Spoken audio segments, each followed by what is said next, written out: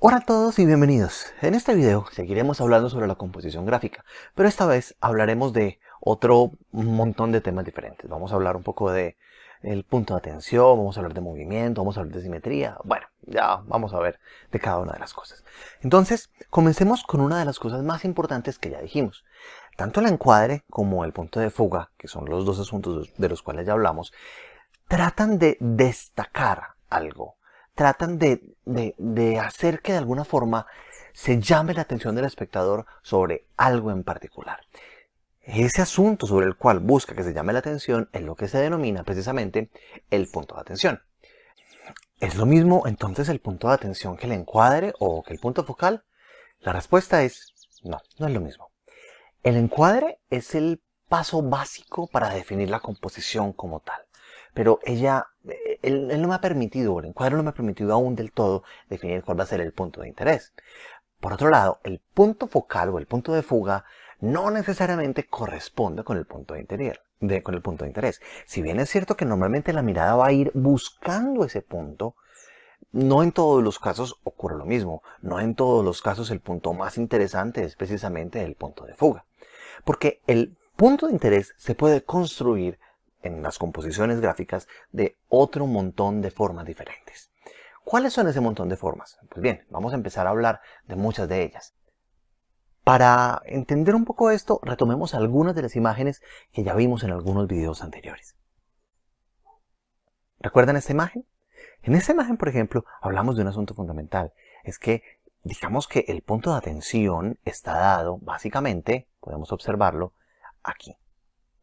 Cada una de las escenas de la imagen, de las plumas en este caso, de los ojos de las plumas, nos están llevando a mirar acá. ¿Listo? Y no es tan claro que sea porque ese es precisamente el punto focal, aunque de hecho pues podríamos decir que sí lo es. Pero lo que llama la atención tiene que ver más aún que con el punto, con el contraste de color, con lo que se genera en esta imagen que estamos viendo. O recuerdan esta otra imagen también. ¿Qué es lo que nos llama la atención de esta imagen? Lo que llama la atención de esta imagen es quizás este punto. Algo dentro de esta composición, dentro de este círculo. Y ese no es el punto focal de la imagen. Si se dan cuenta, además, la imagen está muy en primer plano. Y si bien el encuadre, digamos que ayuda un poco a destacar ese punto, no es del todo un encuadre que esté dirigido para destacar específicamente eso. La foto fue tomada como una típica foto de un corresponsal de guerra, que se toma sin demasiado tiempo para prepararla. Así que no es del todo que sea el encuadre lo que está haciendo que ese sea el punto de mayor interés. Existe un peso dramático suficientemente fuerte en la imagen que hace que se llame la atención. ¿O qué tal esta foto? ¿La recuerdan? Peleamos mucho con ella tratando de entenderla. ¿Qué es lo que nos llama de interés? ¿Qué es lo que nos llama la atención? ¿Cuál se vuelve el punto de interés de esa foto?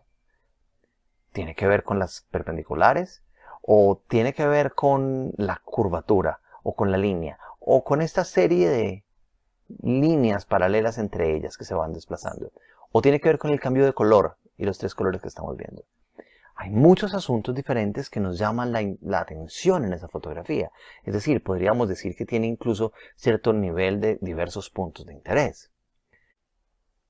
Lo que nos muestran estas imágenes, en últimas, es que no solamente con el encuadre y con el punto de fuga tenemos suficientes elementos para el punto de interés. Ya vimos que existen otras cosas y hubo algunas pequeñas indirectas o más bien unos spoilers que estaban diciendo que también existían cosas como el color o como el simple peso dramático que pudiera tener la escena que hace que se llame el interés. ¿Cuáles son entonces esos otros factores? Vamos a empezar a ver varios de ellos y el primero que tenemos que entender es el movimiento. El primer tema del que hablaremos entonces es precisamente del movimiento del sujeto. ¿Qué significa eso de el movimiento del sujeto? Cuando en una imagen vemos un sujeto en movimiento, aquel sujeto se vuelve automáticamente en un punto de atención.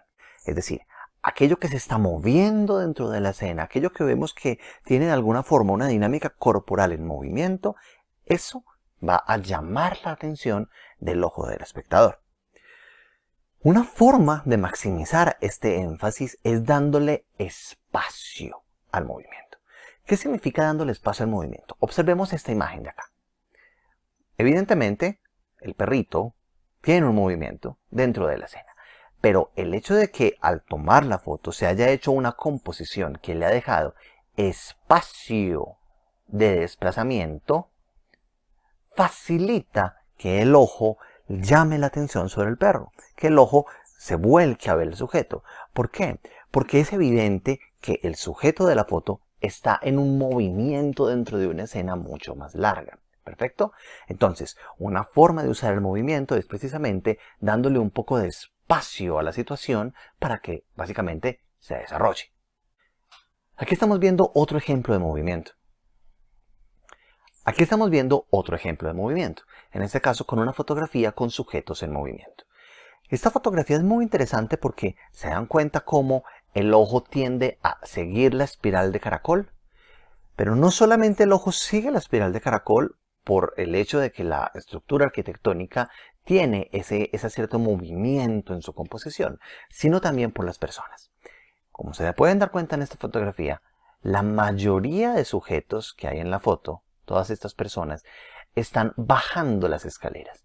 Y eso nos da un sentido de lectura, porque lo que hacemos es que tratamos de seguir el movimiento que están haciendo las personas, lo cual nos va llevando hacia el eje de la fotografía. Caso contrario sería si esta fotografía se hubiera tomado con las personas saliendo, es decir, subiendo las escalas. Si eso hubiera pasado, probablemente nuestra foto lo que haría nuestro ojo sería tratar de buscar hacia afuera lo que está ocurriendo. ¿Perfecto? El movimiento es una muy buena herramienta para llamar la atención sobre alguna cosa, sobre algún asunto fundamental dentro de la composición. Este tercer ejemplo también de movimiento se vuelve muy interesante. Aquí también estamos viendo un sujeto en movimiento. En este caso es un sujeto en movimiento sin movimiento. ¿A qué me refiero con eso? Es una escultura. La escultura está quieta. La figura que hay en esta cúpula de iglesia no se está moviendo. Sin embargo, el simple hecho de que su brazo se encuentre así estirado le da un movimiento a la imagen. Ese movimiento que le da a la imagen ayuda a que el ojo se desplace hacia ese movimiento. Como pueden ver, en esta composición en particular hay un pequeño truco. Tiene demasiado espacio en blanco, es decir, el encuadre utilizado minimizó el objeto. Quiero decir, este objeto ocupa un espacio demasiado pequeño dentro de la fotografía, así que no alcanza uno a entenderlo plenamente. Quizás si el tamaño fuera mayor, se lograría notar un poco más. En este caso, esta fotografía dejó demasiado espacio para completar el movimiento. ¿Perfecto? Pero ahí nos damos cuenta que ese sujeto en movimiento también nos llama la atención. Así como existen un montón de ejemplos de la importancia del movimiento y cómo el movimiento hace que el ojo le preste atención y siga sobre él, es muy interesante mostrar también el caso contrario. Es decir, un contraejemplo que nos muestre que cuando en una fotografía o en una composición existe muchísimo movimiento, aquello que esté quieto va a destacar. Esta fotografía es un claro ejemplo de eso. Montones de palomas volando, en las cuales en cada una de ellas se ve el movimiento y en la mitad de ellas se encuentra un sujeto quieto. Este sujeto es el que se lleva la atención. Tú empiezas a tratar de ignorar un poco el movimiento y a concentrarte en ese sujeto quieto. ¿Por qué ocurre eso? Pues ocurre precisamente porque en esta fotografía hay un exceso de movimiento en todo. Así que el ojo lo que busca aquí es la quietud. Esto es una forma de hablar también de una cosa de la cual hablaremos más adelante, que es el contraste. Pero en este caso, la explicación dentro del tema de movimiento resulta bastante útil también. De la misma forma, aquí hay otro ejemplo. La quietud de esta persona, de este guardia, obviamente es lo que llama la atención dentro de una foto que lo único que captura en términos reales es el movimiento. Íntimamente relacionado con el movimiento se encuentra un segundo punto, que tiene que ver con la mirada del sujeto. ¿Por qué la mirada del sujeto? ¿Y cómo se relaciona la mirada del sujeto con el movimiento? El asunto es bastante simple. Cuando los seres vivos miran hacia algún lugar, los seres humanos tratamos de saber qué es aquello que se está mirando. Es un impulso básico y absolutamente primitivo, es un impulso de supervivencia. Cuando alguien mira algo, queremos saber qué es lo que mira. Y eso también se vuelve importante cuando observamos una composición gráfica. La mirada del sujeto genera un asunto maravilloso y es que se crea una suerte de línea invisible, de prolongación invisible hacia un punto particular, hacia el objeto que se está mirando. Y ese punto se suele convertir en el centro de atención de la fotografía o en general de la imagen que estemos viendo, de la composición gráfica que estemos viendo. Para ilustrar eso quiero mostrarles este par de fotografías. Observen esto. En esta fotografía, cada una de las miradas se dirige hacia la persona. ¿Sí ven? Observen que cada mirada está yendo hasta este punto, que es de hecho el mismo punto al cual el cuchillo está apuntando. ¿Perfecto? Claramente el autor de la composición lo que quiere es destacar lo que está ocurriendo acá, y lo hace valiéndose de las miradas de los sujetos. Ese mismo esquema es muy usado en este tipo de cuadros también, que son los cuadros que suelen representar algo así como los nacimientos. ¿Perfecto? Observen que todas las miradas van hacia ese punto, hasta la mirada de la mula está tratando de ir hacia ese punto. ¿Perfecto? En este caso, esto se encuentra también reforzado por un asunto de color, del cual hablaremos más adelante. Pero observen cómo todas las miradas llevan hacia ese punto. Y esa es la intención básica de aprovechar. Esa es la importancia de conocer este concepto de que la prolongación de la mirada nos llama la atención. ¿Perfecto? Aquí vemos otro ejemplo. Observen esto, cómo la mirada de todos los sujetos está tendiente o lleva directamente hacia el balón. El balón se convierte en el punto de atención, en el eje de atención de toda la actividad que estamos viendo. ¿Perfecto? Evidentemente, aquí también esta imagen se encuentra reforzada un poco con el color, pero más allá del simple hecho de color, incluso si la fotografía fuese en blanco y negro, también veríamos cómo todas las gésticas de las miradas nos llevan hacia este punto. ¿Listo? De nuevo, les dije que estaba íntimamente relacionado con el movimiento, y aquí ocurre algo parecido. Observen el movimiento de las personas, cómo los movimientos también le indican al ojo que debe mirar en ese sentido, que debe tratar de buscar hacia allá. Acabamos de ver dos puntos fundamentales. Por un lado, ya estuvimos hablando del movimiento del sujeto y por el otro lado estuvimos hablando de la mirada del sujeto. Y cómo tanto movimiento como mirada nos ayudan a destacar un punto en particular. Pero también sutilmente fuimos introduciendo el siguiente tema. El siguiente tema tenía que ver con el contraste y el color. ¿De qué hablamos cuando hablamos de esos dos asuntos y por qué son importantes para destacar un objeto en particular? Nuestros ojos son aparatos maravillosos y están programados para buscar los cambios de color o los contrastes de color. ¿Perfecto? Un contraste de color te llama la atención de manera inmediata. Eso lo podemos ver en esta foto, por ejemplo. La flor, claramente puesta sobre un fondo de un color opuesto, destaca de inmediato, haciendo que el ojo trate de mirar qué es lo que ocurre dentro de aquel sujeto, es decir, en este caso, dentro de aquella flor. Pero podemos ver más ejemplos de esto. Observen esta fotografía, es una fotografía en blanco y negro.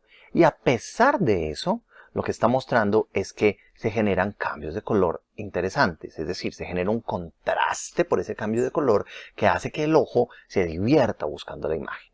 Como podemos ver, la fotografía es bastante blanca, pero el hecho de tener un sujeto de un color distinto automáticamente te va a llamar la atención. Varios de ustedes pueden decir, venga, pero es que no solo, es que a mí en realidad lo que más me llamó la atención no fue eso. A mí me llamó más la atención esto de aquí. Precisamente, ambos puntos están destacando por el contraste que generan. ¿Perfecto? Así que no solamente es un asunto de poner azul sobre amarillo o poner negro sobre amarillo, por ejemplo. Estamos hablando precisamente de que incluso en fotografías blanco y negro, el hecho de manejar bien el contraste de color va a atraer la mirada. Evidentemente el asunto del contraste es uno de los más fáciles de entender. Es muy natural para el ojo darse cuenta de los contrastes de color. De hecho, por eso los bebés desde que nacen es una de las primeras cosas que aprenden cuando aprenden a mirar, el contraste de color. Pero existen otra serie de factores que pueden ser un poco más complejos o que requieren un poco más de explicación. Uno de ellos tiene que ver con algo que se denomina las líneas de interés o también llamadas líneas de atención. ¿A qué nos referimos con ello? Veámoslo con algunos ejemplos. Al cerebro le encanta buscar patrones. El cerebro está programado para buscar patrones en cada una de las cosas que ve. Por eso es tan fácil caer en las ilusiones ópticas. En particular, cuando estamos hablando de los patrones, estamos hablando de algo que está normalmente íntimamente relacionado con la línea de interés. ¿A qué me refiero con esto? Observen este par de imágenes que estamos viendo en pantalla. El primero es esto. Observen las líneas que existen en este muelle. ¿Perfecto? Esas líneas que estamos viendo son perfectamente un patrón, un asunto que llama la atención. ¿Listo? O si observamos estas, también nos damos cuenta que la vía del tren como tal es un patrón. Ambas fotos que estamos viendo mezclan dos cosas. No solamente tienen el patrón, sino que además de tener el patrón tienen unos puntos de fuga. Y los sujetos, hay unos sujetos de interés que están rompiendo con el punto del patrón. Y por eso llaman la atención. Son un poco la mosca en leche, la mancha de color sobre el fondo blanco. Destacan también en ese aspecto. Miren que en este caso ni siquiera es que exista un marcado contraste de color, por ejemplo. Y sin embargo, llama la atención este sujeto al fondo del puente. ¿Por qué lo hace? Lo hace precisamente porque ese sujeto se encuentra en el punto en el cual termina, punto focal, pero además en un punto en el cual rompe las líneas de interés. ¿Perfecto? Veamos otro ejemplo. Este ejemplo es bien interesante. Observen las líneas y el patrón que está marcado por las propias líneas. ¿Perfecto? Es muy bonito, llama la atención. Pero el sujeto que está puesto aquí además tiene una extraña ruptura sobre esas líneas, generado también por un cambio de color. Pero además de por el cambio de color, pues porque el simple hecho de la nueva orientación que tienen estas líneas, pues genera una ruptura. Genera una ruptura sobre esas líneas de interés y hace que llame la atención. Observen que lo que hace el ojo es que el ojo, apenas empieza a ver la foto, automáticamente el ojo se va a desplazar hacia ese punto. Observen además que la verticalidad en la foto, aunque es una foto con un encuadre horizontal, está destacada permanentemente. Miren que también los arbolitos nos llevan hacia allá. Miren que las líneas nos están llamando a leer así. Y el sujeto aquí, en este punto, pues también lo genera. Otra forma de destacar algún sujeto particular o algún asunto particular dentro de una composición es por medio del uso de lo que se denominan los marcos naturales, es decir, aquellos elementos bien sea arquitectónicos o bien sea naturales que de alguna forma enmarcan un poco el sujeto que queremos destacar. Veamos de nuevo con algunos ejemplos. Aquí estamos viendo una serie de marcos naturales que nos ayudan a destacar elementos de la imagen. Se denominan marcos naturales porque digamos que se dieron de manera natural, puede ser por la naturaleza o porque, como ya habíamos dicho, por la composición arquitectónica. Perfecto. Observen cómo esta reja, por ejemplo, nos encuadra el punto particular sobre el cual queremos que se fije la atención. Lo mismo ocurre aquí. De nuevo, un elemento arquitectónico que nos está permitiendo destacar algo en particular. O observemos en este caso, los árboles están enmarcando la fotografía y nos llevan prácticamente a ignorar lo que está ocurriendo hacia afuera y simplemente concentrar la atención en los sujetos que están dentro del marco como tal.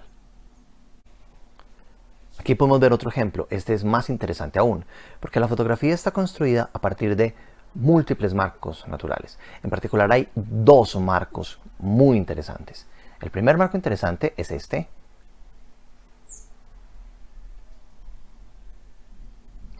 ¿Y notan que ese marco nos hace llamar la atención sobre algunos elementos internos?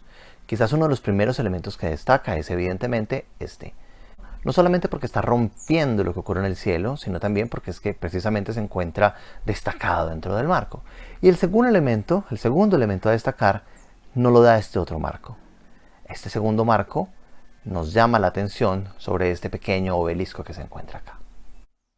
Muchos de los asuntos sobre los cuales hemos venido hablando se van sumando unos con otros para mostrarnos cómo se va enriqueciendo la construcción de la composición gráfica. Hablamos de las líneas de interés, hablamos de los encuadres y los encuadres con marcos naturales. Bueno, hemos hablado de distintas cosas. Uno de los temas en los cuales empiezan a consolidarse las cosas es el tema de las simetrías y los patrones. ¿Qué es ese asunto de las simetrías y de los patrones? Si nos acordamos del colegio, una simetría es más o menos algo así como un reflejo. Lo que ocurre a un lado suele estar reflejado al otro lado. ¿Perfecto? Eso es básicamente una simetría. Es como una imagen reflejada en un espejo. Eso suele ser bastante interesante, sobre todo al principio. Pero llega un momento en el cual las simetrías se vuelven un poco aburridas. Para el ojo las simetrías van perdiendo interés mientras las va observando. Así que es importante notar que muchas veces el juego principal que se hace con las simetrías es el juego de la ruptura. Al romper la simetría suele llamarse un poco la atención. Con las simetrías íntimamente relacionado con ellas está el tema de los patrones. Un patrón es básicamente una figura que se va repitiendo sistemáticamente a lo largo de una composición. De nuevo, vamos a verlo con ejemplos para que nos quede más claro. Vamos a ver algunos patrones y simetrías y luego algunas rupturas de esto para que vean qué sentido tiene y cuál es el valor que tiene. Esta primera foto, por ejemplo, un objeto tan aburrido como una baldosa puede volverse visualmente interesante, simplemente porque tiene un patrón que se vuelve atractivo. Además, este patrón en este caso es un patrón con cierto grado de simetría. Si pueden observar, lo que estamos viendo en este cuadrante, lo estamos repitiendo simétricamente sobre este otro, ¿listo? O sobre este otro. Y luego, una repetición más está ocurriendo acá. Se vuelve un patrón interesante que llama más la atención. Este, por ejemplo, es un bonito patrón de una caja de crayones. Pero como les dije al principio, se dan cuenta que uno rápidamente ve la fotografía, le parece bonita, pero llega un punto en el que dice, ok, ya la vi, ¿qué más hay para ver? ¿Por qué ocurre eso? Ocurre básicamente porque los patrones a veces se van volviendo aburridos. Pero esto que estamos viendo es básicamente un patrón. ¿O qué tal este? Una construcción de simetría muy bonita, en la cual estamos jugando con la simetría. En este caso, observen la línea de horizonte en este caso, y la imagen que se ve hacia arriba es la misma imagen que se ve hacia abajo. ¿Listo? Una simetría bonita, interesante. Pero ¿qué es lo que más llama la atención rápidamente? Precisamente lo que suele llamar la atención son simplemente estos pequeños rayitos de acá. ¿Por qué? Porque están rompiendo la simetría. Como les decía, romper las simetrías a veces suele ser bastante útil. Aquí tenemos otro caso. Una simetría ligeramente asimétrica, que convierte una foto de un objeto sin mayor trascendencia en algo que se puede ver interesante. He hablado varias veces de lo importante que sería romper las simetrías y la forma en que eso puede cambiar lo que estamos viendo. Pues este es un ejemplo maravilloso de eso. Claro, en esta fotografía hay muchas cosas además de simplemente la ruptura de la simetría. Observen las líneas de interés, claramente marcadas e importantes dentro de la composición. Observen la línea de simetría que genera otra serie de líneas.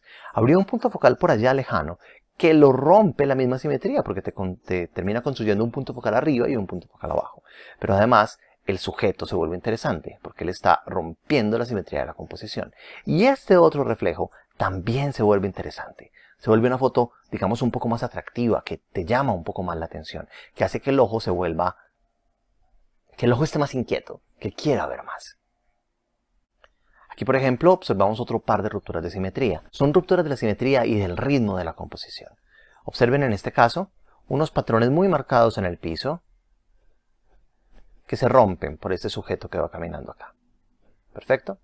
Y este caso es un poco más interesante. Venga, yo ahí no estoy viendo ninguna simetría. Venga, yo no estoy viendo ahí ningún patrón como tal.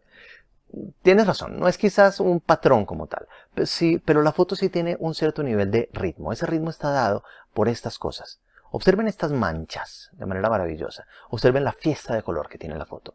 Y el sujeto en la mitad inmediatamente llama la atención. Esa es la magia de las rupturas en la simetría o en los patrones.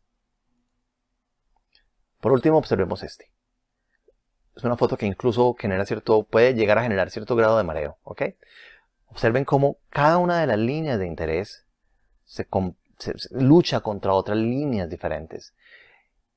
Y el punto más interesante, observenla a ella. El simple hecho de ver su rostro llama la atención y te obliga a mirarla, porque ella está rompiendo las líneas que existen entre todos estos patrones. Un montón de patrones que de hecho están rotos entre sí, porque miren que cada patrón aparece un objeto que lo interrumpe la composición, y ella, en últimas, que rompe aún más lo que está ocurriendo dentro de la composición. Hablamos de un montón de cosas, hablamos de movimiento, hablamos de punto de atención, hablamos de punto focal, hablamos de punto de la mirada, hablamos de líneas de interés, hablamos de encuadres, hablamos de marcos naturales, hablamos de simetrías, de patrones, de rupturas de simetrías. En fin, hablamos de un montón de elementos que son los que nos permiten hacer que se llame la atención sobre algún elemento particular de la composición y en términos generales los que nos permiten tener una composición más armoniosa.